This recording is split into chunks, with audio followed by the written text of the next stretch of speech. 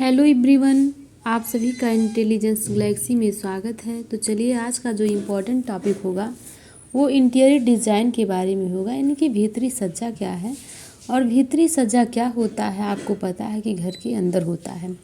घर के अंदर जितने भी दरवाजे से रिलेटेड, खिड़की से रिलेटेड, नालसाजी, रसोई और जितने भी निर्माण सामग्री हैं घर के अंदर आने वाले, उन्हीं को हम क्या कहते हैं, इंटीरियर डिज़ाइन कहते हैं।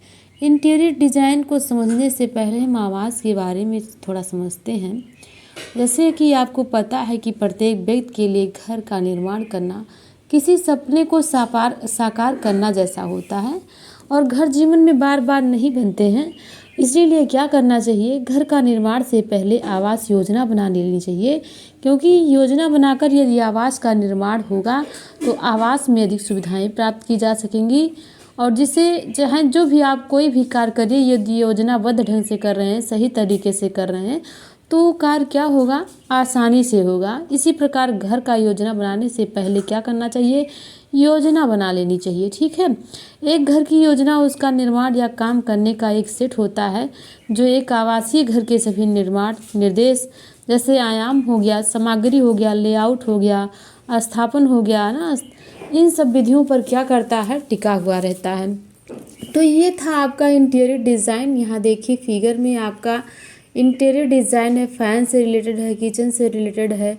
ठीक है, तो आइए अब हम आगे बात करेंगे किसका, वास्तु प्रतीक क्या है। वास्तु प्रतीक के बारे में देखें तो वास्तु प्रतीक, जिसको हम चिन्ह के नाम से भी जानते हैं या आर्किटेक्ट के नाम से भी जानते हैं, और इसका प्रयोग क्या किया जाता है, इसके चिन्हों से क्या होता है, इसके चिन्हों से ज्ञान मिलता है, और संकेतों से ज्ञान होता है कि ये संकेत किस जगह, ये संकेत किसी डिज़ाइन को हम देख करके किस जगह इसको सबमिट कर सकते हैं, किस जगह फॉलो कर सकते हैं ना।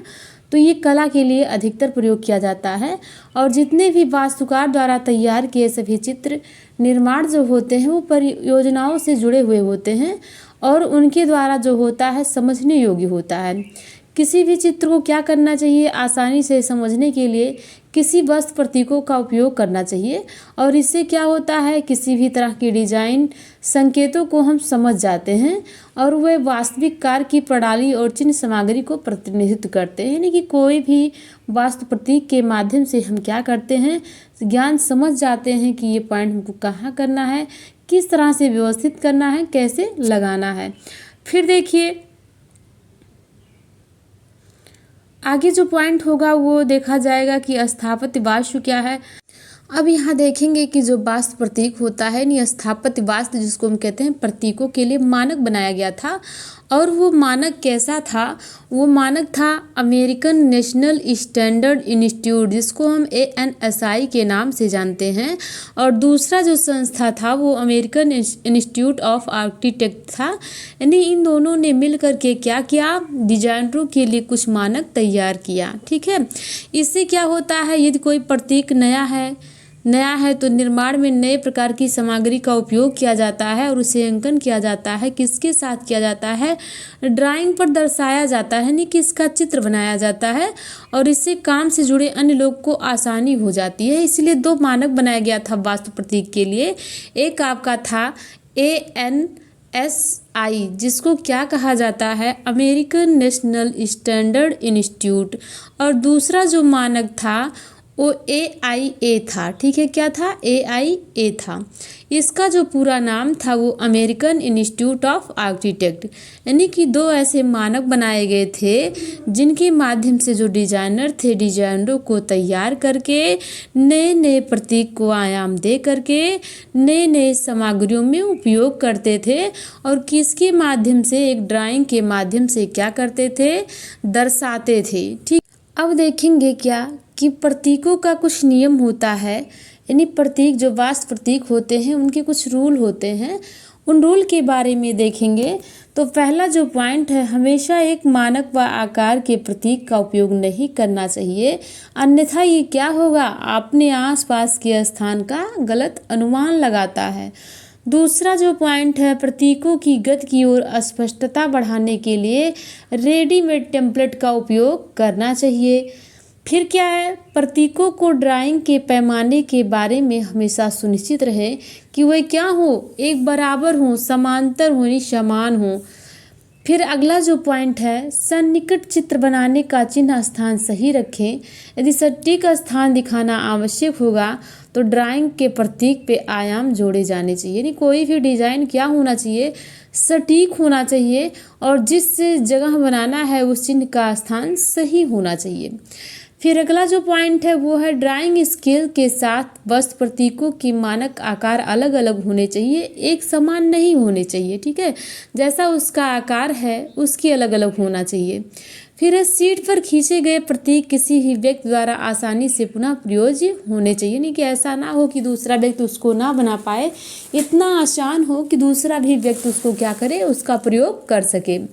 सामग्री में मानक प्रतीक होना चाहिए, यानी कि जब तक मानक प्रतीक नहीं होगा तब तक वास्तुकला तैयार नहीं होगा। ठीक है, तो ये देखिए, ये जो पॉइंट आपका था गृह योजना प्रतीक के बारे में, यानी कि गृह योजना प्रतीक यानी कुछ ऐसे सिंबल दिए गए हैं जैसे आपका है ड्राइंग रूम के लिए, खिड़कियों के लिए, शयन कक्ष के लिए। ठीक है, इन सब के लिए क्या किया गया था, एक मानक तैयार किया गया था। तो वो मानक होगा क्या, ड्राइंग रूम के लिए हम बात करेंगे तो दरवाजे पर किसी बस के महत्वपूर्ण भागों में उन्हें किसी एक कमरे में प्रवेश के निकास बिंदु पर क्या करना चाहिए, बदला जाना चाहिए। यानी जैसे यहाँ आप फिगर में देखते हैं, ये जो ड्राइंग रूम के लिए प्रतीक है ये सिंगल डोर का है और ये डबल डोर का है, ये डबल स्विंग डोर का है, ये डॉट डोर है यानी स्प्लिट द मिडिल डोर है। ठीक है, ये डोर्स ड्राइंग सिंबल है यानी कि दरवाजों के सिंबल हैं जो किस में प्रयोग करना चाहिए, ड्राइंग रूम में प्रयोग करना चाहिए। फिर आगे देखते हैं खिड़कियों के लिए प्रतीक। खिड़कियों की बात की जाए तो खिड़कियों के लिए होगा केसमेंट विंडो, अवेनिंग विंडो और हॉरिजॉन्टल स्लाइडिंग विंडो। ठीक है, ये सब विंडो यानी खिड़कियों के लिए प्रतीक होता है। इनका सिंबल इस तरीके से है। इसमें किसी भी आवास के लिए किसी खिड़की का एक अनिवार्य तत्व होता है जो घर में प्राकृतिक प्रकाश और वेंटिलेशन, जिसको वायविजन कहते हैं, वायविजन आसान बनाती है। तो इनके जो सादृश्य हैं वो इस प्रकार हैं। अगला जो पॉइंट आपका है, दीवारों के लिए प्रयोग होने वाले प्रतीक।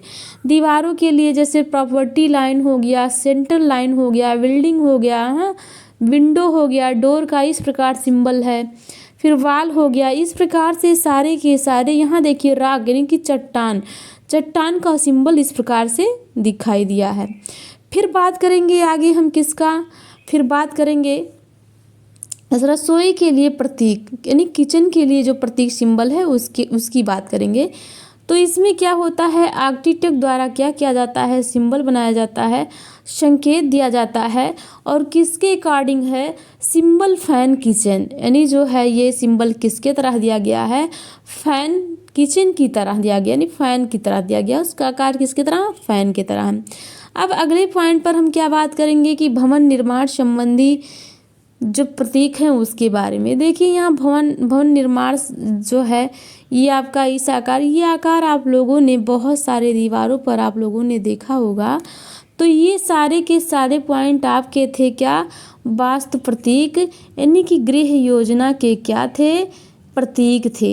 यानी आप लोगों ने गृह योजना के प्रतीक के बारे में क्या देखा, ड्राइंग रूम के लिए प्रतीक, फिर आपका क्या है खिड़कियों के लिए प्रतीक, फिर आप लोगों ने क्या देखा, यानी कि आवास के लिए प्रतीक, रसोई के लिए प्रतीक, फिर आप लोगों ने क्या देखा, भवन निर्माण संबंधी जो सामग्री है उसका हम लोगों ने सिंबल देखा। तो ये तो सारा पॉइंट आपका क्या था, यानी गृह योजना का प्रतीक था। तो आई होप आप सभी को समझ में आया होगा।